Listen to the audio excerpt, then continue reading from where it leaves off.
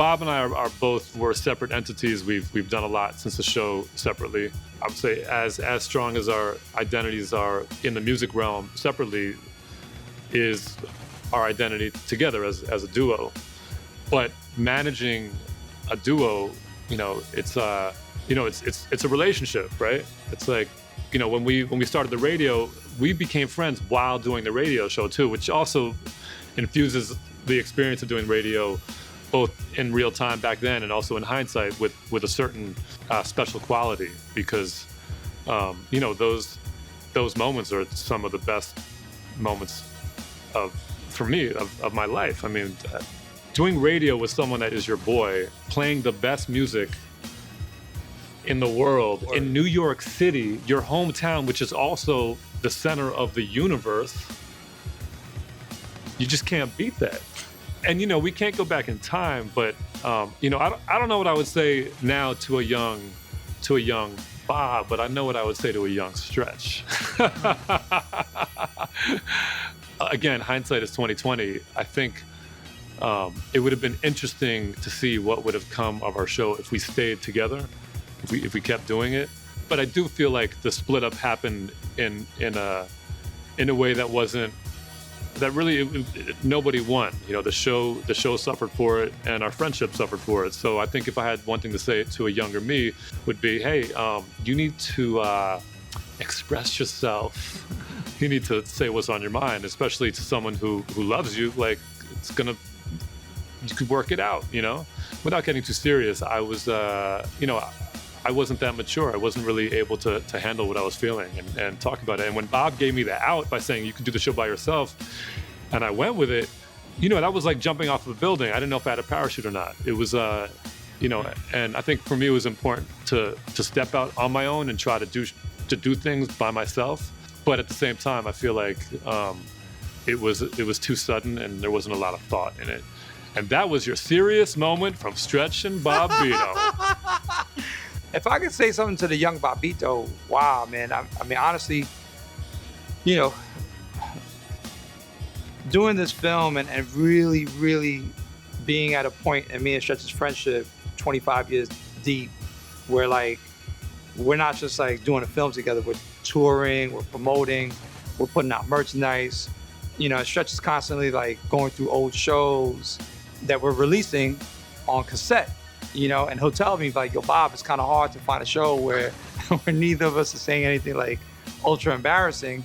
And I'm appreciative of that because he's protecting me. Because quite honestly, I was reckless in the 90s. Like, I would say crazy things out my mouth.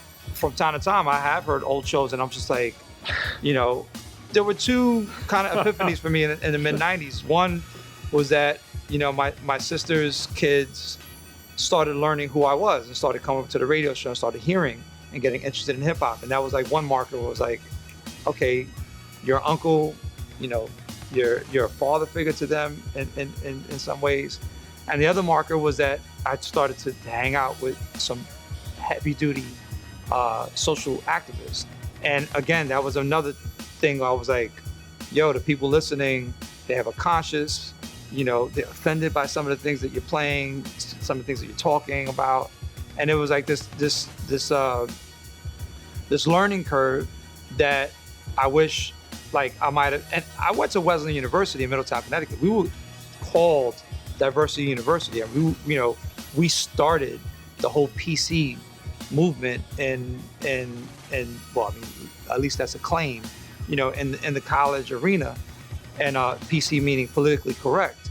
And so I came from that type of like mindset, but I lost that while we were on the air. And so I don't regret anything I ever said on the air. I don't, same thing like you, like I don't want to go back in time and change it. But there are things that I definitely wish that I offended people.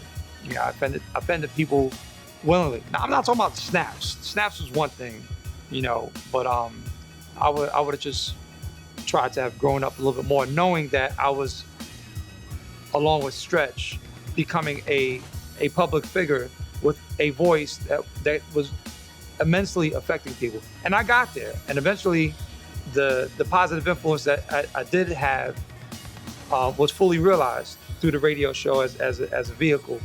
But it just took a while to get there. I used the first Swiss beat. For anybody that don't know, I was the first one to ever use a Swiss beat on the first Lox album, All for the Love. That's the first Swiss beat ever known to the world. The guy that drew that is the guy that is gonna be my MC.